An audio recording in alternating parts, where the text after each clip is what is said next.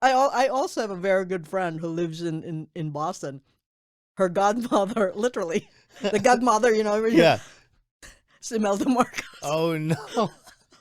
We laugh Well, about it, but have they been accepted back yet? oh my God, I yes, feel like they they're have, all right? in government. So Imelda, I think, is either a representative or a senator, but she is in government. Bong Bong is, of course, Yeah, the the president. president, and Amy is the senator from Ilocos. Such an interesting. I know. It's so interesting that you can go from dictatorship and then your son becomes elected Mm-hmm. president. I followed that election so close. I followed Duterte's really Mm-hmm. close, and like I find that Are you landscape, following the trial? the impeachment, Yeah. uh, Oh no, very the loosely. trial in The Hague. Oh yes, that one for sure. I Duterte deserves it. Oh, He absolutely. deserves everything that he's gonna get. I lived in the Philippines 2017 and a little bit of 18, Mm-hmm. and like I got to experience kind of like that whole thing. It was My terrible. brother was actually my brother got on the list Really. for the extrajudicial killings. I distinctly remember I was coming downstairs in the subdivision that we lived in Angeles, and my wife was playing TV Patrol, and they were covering a 17-year-old kid got shot the night before.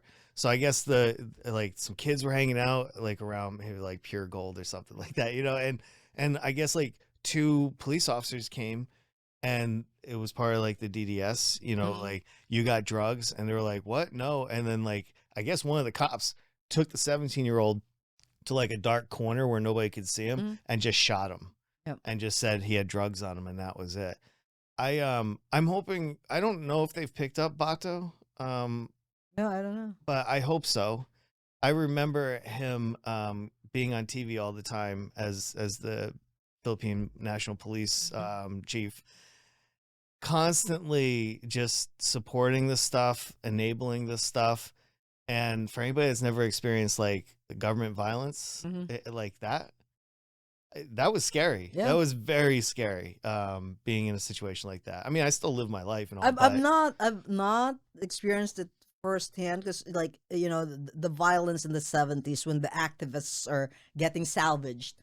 I was a kid because I was in second grade yeah, when martial law was declared through my elementary school and through high school.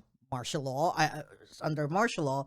I was a senior in high school when martial law was lifted, but at that time, you can't. There's no change. Marcos was still there, yeah. but I'm happy to say I was in EDSA in February 1986. I was there. We were part. I was part of a group where we were by the gates of Camp Crame, blocking the entrance so that the tanks cannot come out. Wow. This was after Tiananmen Square when we all see Yeah, the tank. So yeah. we were there. We were there probably for a couple of nights before, then the jubilation when the Marcoses flew. So I was part of that. I was the People Revolution, which, by the way, is very, very helpful to me in the situation that we're here in right now. I've actually spoke about this in one of the, I think it's the first No Kings rally. Yeah. I spoke in Concord. So on the first rally, I think April 5th was the first rally, and I didn't know who was going and all of that, so I did drive to Concord, and in Concord we have a parking garage, Hmm. and then you park there, and then you walk on that the commercial area, and then you come out, and then there's the street, and there's the house, and so there was a rally, and I came out, and you just feel the energy. Yeah.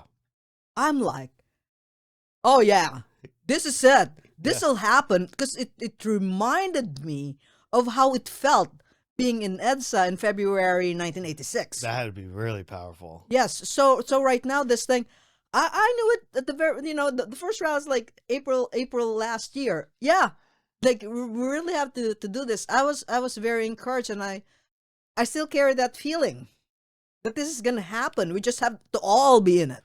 Yeah, I mean, and I said this yesterday, we are so much more powerful when we are Mhm. united. Absolutely. And right now we're really divided. And I'm somewhere mixed in there. Like, you know, being an American, growing up here in New England, just experienced it. Like, I've never felt this divided from my neighbors, from my community, Mhm. you know, and I'm not trying to be like hyperbolic here, but like the way people have positioned themselves Mhm.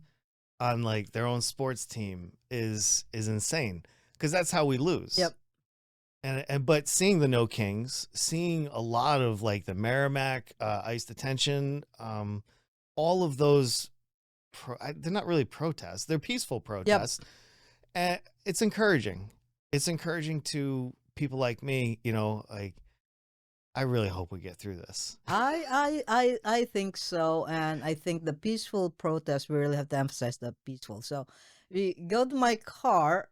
I actually have two signs. Those are the only two signs that I take.